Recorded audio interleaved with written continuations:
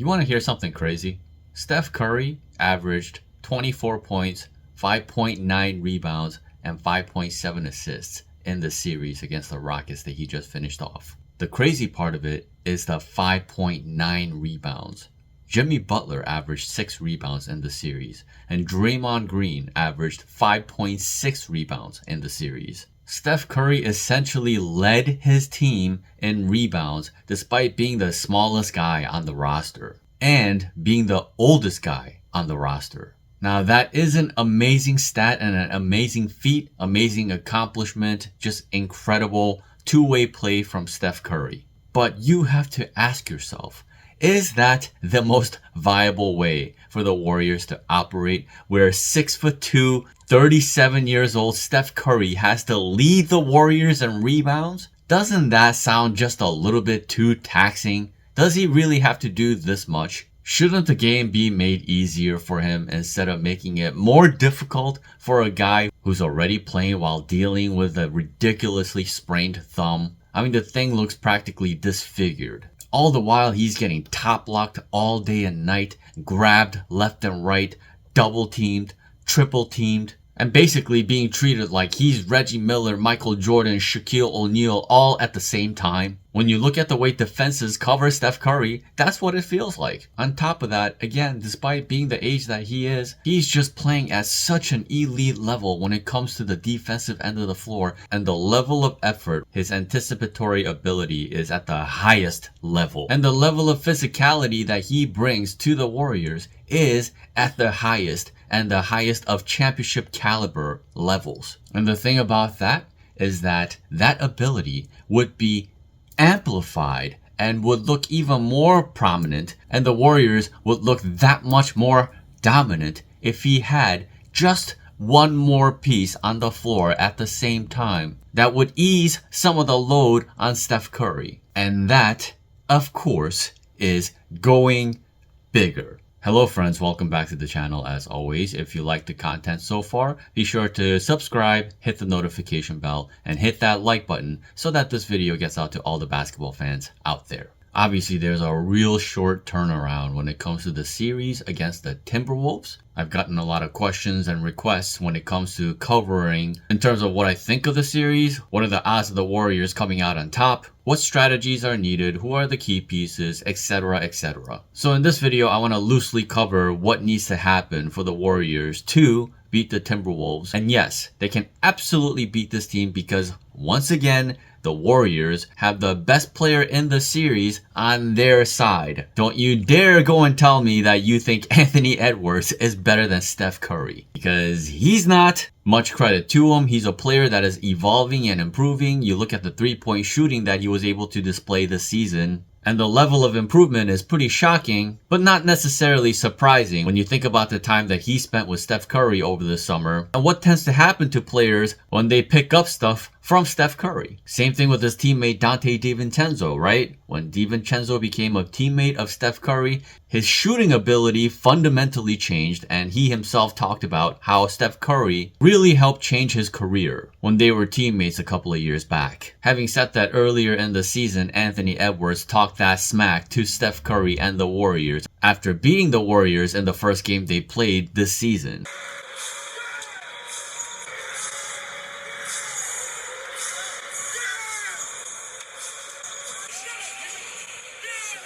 Anthony Edwards would go on to learn that the last person that you want to be talking like that to is Steph Curry, because Steph Curry responded in a big way and the Warriors proceeded to win the season series against the Wolves 3-1. The funny thing about it is that when the Warriors won those games, the roster and the pieces that were on the Warriors at the time was very different. First of all, Andrew Wiggins played every single one of those games. And well, that's the one guy that I would put a lot of trust to be able to handle a guy like Anthony Edwards throughout the course of a 7-game series. But obviously Wiggins is not on the team anymore, and the Warriors don't have anything close to the caliber of one-on-one defender of an Andrew Wiggins anymore, so they have to play very differently. And people will talk about various strategies, talk about who needs to guard who, what type of offense needs to be run, what type of defense needs to be run, all these things. But of course, when it comes to the Warriors and Steve Kerr, we have to break down the core fundamentals fundamentals of who's on the floor to execute those X's and O's to maximize the results. And well, at this point, it is a tale as old as time. It's as I've been saying all along, all season long. It's the thing that I have been talking about for the last 3 years. Ever since Steve Kerr lost Mike Brown, he has completely lost his way when it comes to the 5-man combinations that he's been throwing out there. And it was no different against the Rockets, where the Warriors really should have taken care of that team in 5 games, but instead it took 7 games. And again, a large part of that is because the Warriors went too small in a nonsensical way, failing to prioritize better defense, because when you put out more capable defenders on the floor at the same time, naturally your defense is going to be better. And we saw a glimpse of that when Steve elected to go to Kevon Looney instead of Quinton Post in Game 7, and the difference that Kevon Looney was able to make. And a lot of it are things that will not be shown in the stat sheet, but a guy like Kevon on the floor allows the Warriors to be more honest on defense. And when they're more honest on defense, they are naturally better across the board instead of constantly throwing help left and right, possession by possession, because their one-on-one defense is simply not good enough. You see, when you put Draymond at the center spot, and you force 6'6" Draymond to constantly cover much bigger players on the floor, you're also overcompensating everywhere else. Jimmy Butler now has to guard a position up and guard a guy that is bigger than him, and having to box that guy out a majority of the time that he's on the floor. And then obviously that effect trickles down completely. The small forward position also becomes tougher to guard because the Warriors never have any size advantage whatsoever. And typically, Steve Kerr, you know what he likes to do. He likes to go with a 3-guard lineup. So now even at the small forward spot, you have a guard masquerading as a small forward. And you're just giving up size everywhere. And if you think size doesn't matter in the game of basketball, you really don't understand the game of basketball at all. The only time in NBA history where the issue of size became distorted was in the 2014-15 season, when the Warriors in the finals elected to go to a smaller lineup. And that was really essentially the birth of the concept of small lineups in the playoffs, and that being viable to try to win it all with, because it was the first time it was done in modern NBA. I won't speak on before the modern NBA because I never watched that era. I don't know what happened in that era. I'm not going to pretend to know about that era. But essentially, Michael Jordan era and up. What team was utilizing a small lineup and winning NBA titles? Nobody. Don Nelson tried it in the We Believe years, and he couldn't get past the second round of the playoffs. But Steph Curry and the Warriors broke that mold in the 14-15 season with a super unique combination of players on both ends of the floor. And it was unique to just 5 players. Nobody else, just 5 players. And those players were Steph Curry, Klay Thompson, Andre Iguodala, Harrison Barnes, and Draymond Green. Let's start with Klay Thompson, a two-way force, one of the best two-way guys in the league at the time. A guy who was probably a little bit oversized at the shooting guard position. He's 6'7" and like 230 pounds. Not the most athletic in the world, and yet he had the foot speed to be able to stay in front of a lot of speedy guys. And he often played the role of a primary POA, the guy who was going to be guarding the best perimeter player on the other team. That's how good Klay Thompson was. And once again, he's big for a shooting guard. Klay Thompson had a ton of switchability. And then you had Andre Iguodala, who typically came off the bench before being inserted into the starting lineup. And Andre Iguodala is arguably a top 5 perimeter defender in his time. Always known as a defender from the get-go when he came into the league. His comparison was literally Scottie Pippen. Andre Iguodala, 6'6", 220 pounds, a complete and utter athletic marvel. He could guard a point guard, he could guard a shooting guard, he could guard a small forward, and if asked to in a pinch, he can also guard power forwards. And needless to say, he was the primary defender on LeBron James. Shoot, the media thought that he did such a great job on LeBron James, they gave him the finals MVP. So that's the guy that they have at small forward. And then you have Harrison Barnes, another big guy. Now, Harrison Barnes typically played the small forward position in the regular season. But he had that small forward, power forward ability because he's 6'8", 230 pounds, 6'11" wingspan. He had the prerequisite necessary size to be able to deal with a lot of bigger guys in the league that play the power forward position. I mean, he even capably guarded Zach Randolph for stretches when the Warriors did go to some of these smaller iterations. And well, if you shift over to the power forward spot and you can survive against Zach Randolph, you can pretty much survive against just about anybody. So Harrison Barnes is at that power forward spot. And then you had prime Draymond Green. And Draymond Green at the time, let's say, was about 230 to 240 pounds, 6'6", so he's smaller. So he's actually an inch shorter than their shooting guard, Klay Thompson. And yet we all know about Draymond. Draymond can guard 1 through 5. A super unique player who had the foot speed to be able to stay in front of guards, but had the weight, the grit, and the strength to be able to deal with the giants of the league and be able to rebound over them. In his prime years, Draymond was an exceptional rebounder. And then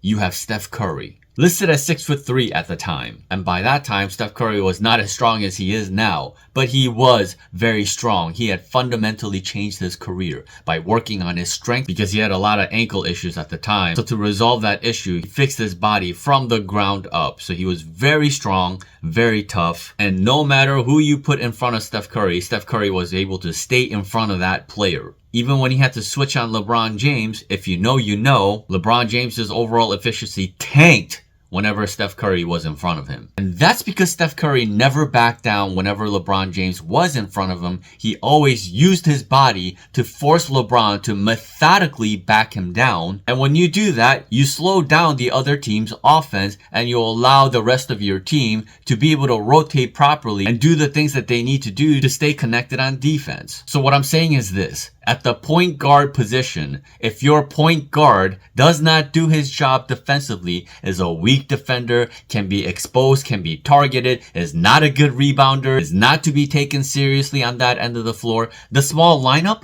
would have never worked. It never would have worked. Like if you put a Jalen Brunson, Dame Lillard, something like this in that small iteration, it's not going to work the same. And again, part of the reason why it works so amazingly for the Warriors is because of the transcendent threat that was Steph Curry on the offensive end of the floor. They had an unprecedented advantage with Steph Curry powering the offense and Klay Thompson being just as good of a shooter next to Steph Curry. And that's how that small lineup became the death lineup. It is literally the most unique small lineup in the history of the NBA. But again, the prerequisite of that lineup being so viable is because it had so much switchability across the board, 1 through 5, including Steph Curry. But the building blocks of it starts with Steph Curry at the smallest position and Draymond Green being at the largest position. And then you have 3 guys in between that have a ton of switching ability, a ton of toughness defensively, and the ability to gang box out and gang rebound.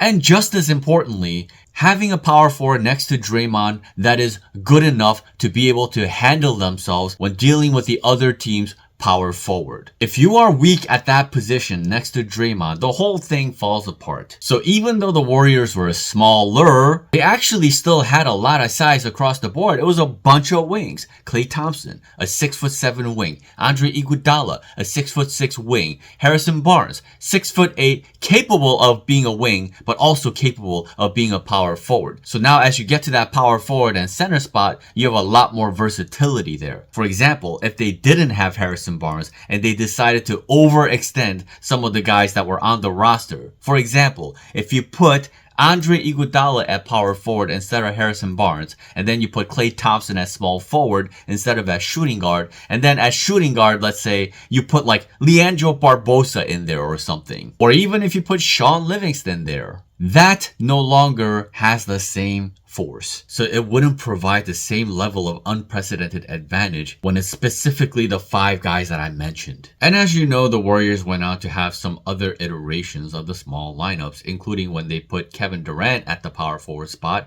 instead of Harrison Barnes. And you can naturally see how that iteration of the small lineup is also incredibly powerful. And the final iteration that they had that allowed them to win one more title was Otto Porter Jr. next to Draymond at the power forward spot. And then Wiggins is at the small forward spot, Klay is at the 2, Steph is at the 1. And this is the first time when they mixed in some other guys into that small ball. For example, they might have GP2 at the shooting guard spot instead of Klay Thompson. And when in a pinch, they even tried Andrew Wiggins at the 4 when Otto Porter was not available. And they put like Klay Thompson at the 3, they put like Jordan Poole at the 2, or GP2 at the 2, something like this. So that's when they started messing around a little bit and trying more iterations of the small ball. And that is when they started to show more vulnerabilities trying to go small. For example, Andrew Wiggins at the 4 oftentimes wasn't good enough because he doesn't have the size to combat actual power forwards of the league the way Harrison Barnes was able to handle that position, the way even Otto Porter was able to handle that position. Andrew Wiggins started his career as a shooting guard and worked his way into the small forward spot. So when you put a guy like that suddenly into the power forward spot and think that he can do that, well, not necessarily. And in the following years, the Warriors would have great trouble because they would keep putting Andrew Wiggins at the 4, especially after they lost Otto Porter Jr. And the charm and the powers of being able to go small went away because of the deficit of trying to constantly play Andrew Wiggins at the power forward spot, forcing him to try to be good at something that he's not good at, while taking away the powers that he has as a POA at the small forward spot. It actually makes more sense to try to use Andrew Wiggins at the shooting guard spot than to try to use him at the power forward spot. And that really was the beginning of the end for the effectiveness of the Warriors' small ball. And then Steve Kerr, let's just say, went a little bit too far left with it. I mean, if you want to say he went too far right with it, that's fine too. My point is that he put Andrew Wiggins at the 4 next to Draymond. Draymond, as he got older, became less of a rebounder than he once was, slower than he once was. He generally needed more help. If they're going to go smaller, they need gang boxing out, gang rebounding. And that's easier to do with more forwards on the floor, but Steve Kerr completely lost the concept, put Andrew Wiggins out of position, and then he put 3 guards on the floor at the same time. That would be Steph Curry, Jordan Poole, and Klay Thompson.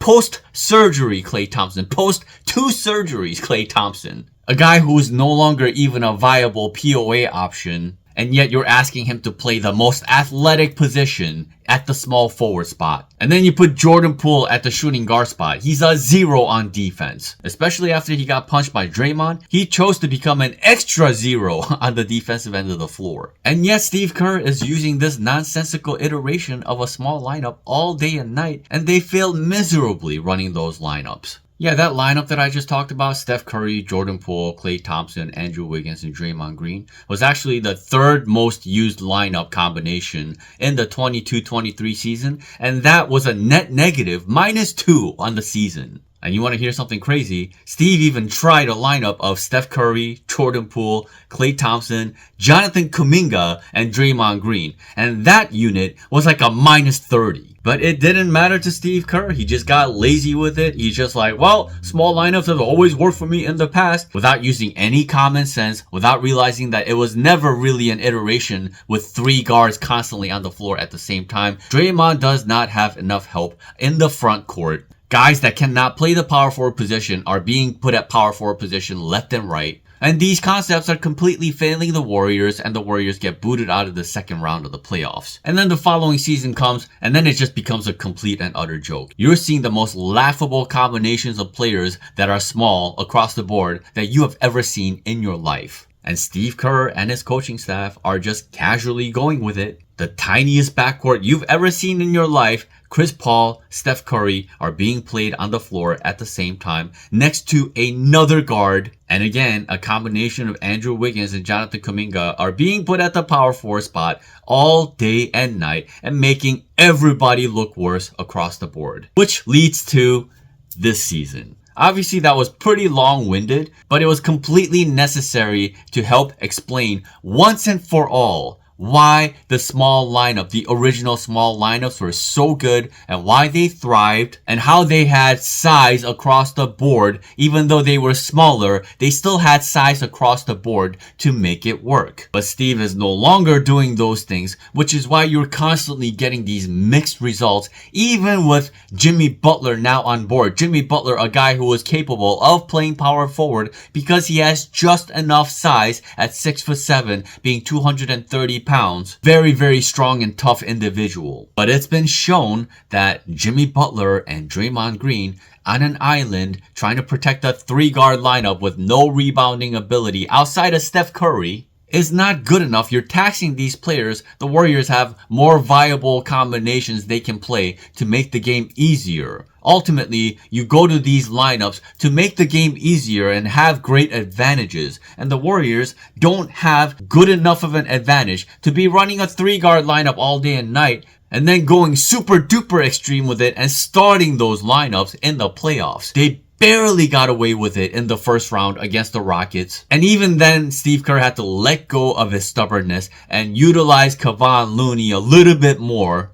And that was just good enough to be able to overcome the Rockets in the final minutes of the fourth quarter. And if the Warriors keep going to these concepts, they are going to flame out. Steph Curry is going to gas out. Draymond and Jimmy Butler are going to gas out. And once again, the best combination that's been shown when they decide to go to that smaller lineup is when they have Guy Santos on the floor at the same time next to Jimmy Butler and Draymond Green. Because he has the most force in terms of being able to gang rebound, be a great rebounder in general, be a good positional defender, be able to space the floor to some extent, and he has enough versatility with that unit, and he's shown from a statistical standpoint that he's the best guy in there next to those two guys in the forward iteration, the 3 forward iteration of the small ball lineup. And when it's those 3 guys and it's 2 guys next to them, usually the Warriors have really good results. They've tried it with Moses Moody, and that's the best combination that they have. They've also tried it a little bit with pods, Steph Curry pods,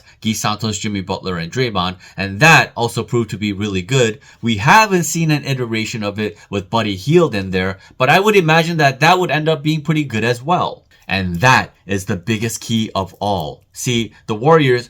we can look at this in a negative way where we say, oh man, the Warriors have all these shooting guards and none of them are consistent enough to permanently put at that shooting guard spot. So certainly putting those combinations together on the floor at the same time next to Steph Curry, well, that's never going to be consistent enough to get anywhere near winning a title that way. So the key is to recognize that the Warriors have 3 different types of assets at that shooting guard position, inconsistent as they may be. You have Potts, who is kind of an all-around utility player, can kind of do a little bit of everything, but isn't necessarily great at any particular thing. And then you have Buddy Hield, who is the most potent shooter out of all of them. And you can make the argument that when he has his shot going, he's the most experienced out of the 3 players. And in terms of defensive ability, the POA ability, Moses Moody is the best out of the 3. So depending on what you need, depending on what matchups you get in any series, you pick that one guy next to Steph Curry and formulate bigger lineups. The only exception is when they choose to put Potts at the point guard spot. Now, in that scenario, you can put one of Buddy Hield or Moses Moody next to Potts and fortify those guys with a 3 forward combination. And who are the forwards on this team, you ask? Well, that would be Kevon Looney, Trayce Jackson-Davis, Draymond Green, Jimmy Butler, Guy Santos, and just to add to it, Kevin Knox and Braxton Key. Those are forwards. So now getting back to the series, the Timberwolves, Anthony Edwards. You need the best possible defender on Anthony Edwards, and that would likely be Moses Moody, the guy with the 7-foot wingspan, has the most size and length at the guard spot to be able to bother Anthony Edwards. Unfortunately, they don't have any forwards like in Andrew Wiggins that they can put on Anthony Edwards anymore at the forward spot. So the next best option is Moses Moody. You put Buddy Hield on Anthony Edwards, you're going to be in trouble. You put Paz in front of Anthony Edwards, more times than not, you're going to be in trouble. If you put Moses Moody in front of Anthony Edwards, you'll still be in trouble. But by far, he's going to be the best option. That length is going to play a factor when you put it in front of Anthony Edwards. So the best lineup the Warriors could put out there against the Timberwolves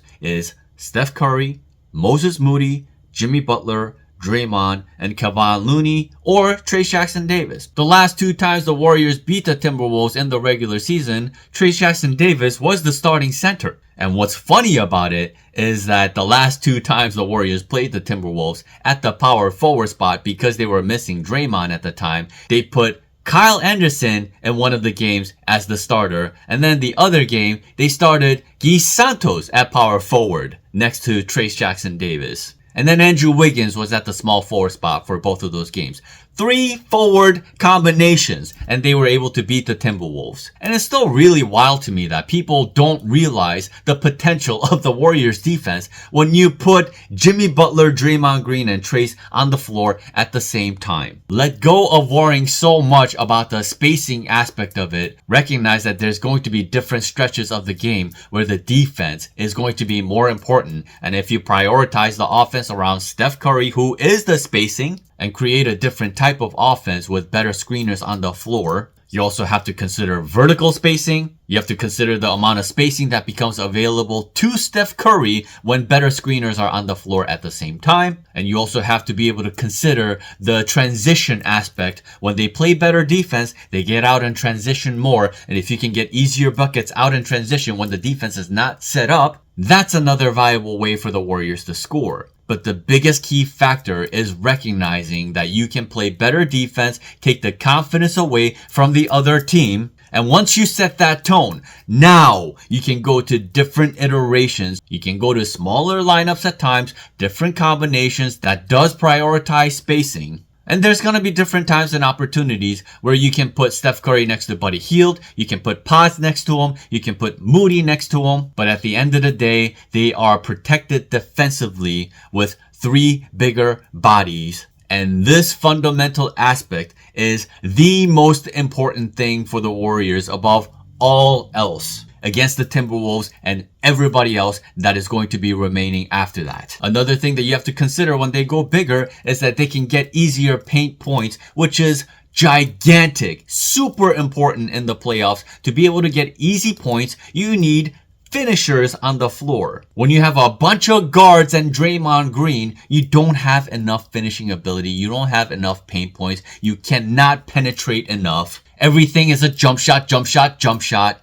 And that's how you get booted out of the playoffs. You have to mix in the outside shooting with inside presence. Offensive putbacks, just being available in the paint as a finisher, and just being able to combat bigs better in general inside the paint is easier to do with bigger bodies. The Warriors have always shown the ability to play winning basketball with bigs on the floor for a chunk of the playoffs. The last time they won the title in the 21-22 season, Kevon Looney played a vital role. There was no time where Kevon Looney wasn't playing at least 18 minutes per game outside of the first round against the Nuggets, who were also pretty small that year and not good enough defensively, which allowed the Warriors to go a little bit smaller against that particular team. But the remaining teams that they had to face, Kevon Looney was a fixture part of the rotation every step of the way, including the finals when he played almost 22 minutes per game. Oh, well, Kevon Looney, Draymond at the same time. How are they ever going to get the spacing? Andrew Bogut and Draymond Green on the floor at the same time. Where's the spacing?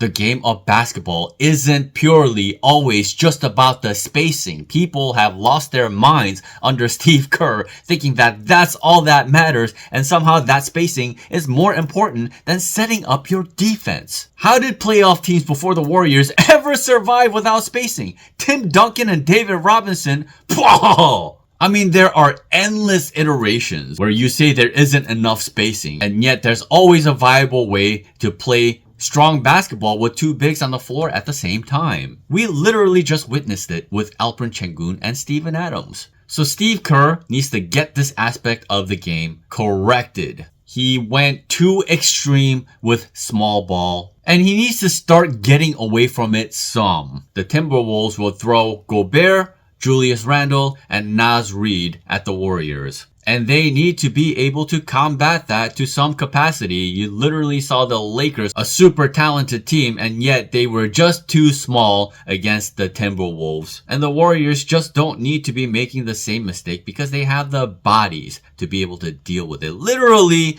Guy Santos and Trayce Jackson-Davis beat the Timberwolves in the regular season. Slow-mo and Trayce Jackson-Davis beat the Timberwolves in the regular season. Get your defense in order. Get the basics of being able to rebound the ball covered, and then we can talk about the X's and O's on the offense and the defensive end of the floor. The sooner Steve Kerr decides to go to bigger lineups, the sooner the Warriors will be able to take care of the Timberwolves. If he were to do that from the get-go, prioritize Kevon Looney more than he does Quinton Post, get Guy Santos back into the picture, that alone would ensure the Warriors would probably be able to take care of the Timberwolves in 5 games. If he doesn't do that, if he continues to mess around with the Buddy Hield Pod Steph Curry combinations, close games smaller than he should, the series is once again going to end up going to a 6th or a 7th game, and once again asking Steph Curry to do way more than he should be doing at this juncture, asking Jimmy Butler and Draymond to do way more than they should, making the game actively harder, taxing their bodies more, as if that portion of the game doesn't matter somehow. Steve Kerr, a former NBA player, should know what it feels like to have to constantly deal with a bigger body. Oh wait, he didn't, because Phil Jackson wasn't insane. But still, at the bare minimum, he should understand the level of physicality in the NBA, especially in the playoffs. So what he's doing is incredibly and beyond careless, and it's just going to make the other teams look better than they should. It's going to extend every series, and eventually the Warriors will absolutely flame out and actually risk getting booted out of the second round even. So that's how I see it. The other aspect that I would bring up is Steph Curry, downhill action, high pick and rolls against Rudy Gobert, because that's going to take him out of the paint and it's going to make the game easier for the Warriors. And Steven Adams showed more mobility than he's ever shown in his life in the previous series. Rudy Gobert does not have the same caliber and level of mobility as Steven Adams. As strange as that sounds, it's actually true. If the Warriors can utilize these tactics, it can be a real quick series, believe it or not. But with Steve Kerr, it takes a long time for this guy to learn lessons. So, as usual, I'm not holding my breath. But this breakdown has gone far too long. If you're still here, boy, you are a true fan of the game of basketball, and I appreciate you more than you know. Thank you so much for watching. Obviously, plenty more to come soon enough. Literally, tomorrow night, I will have a post-game reaction. Until next time.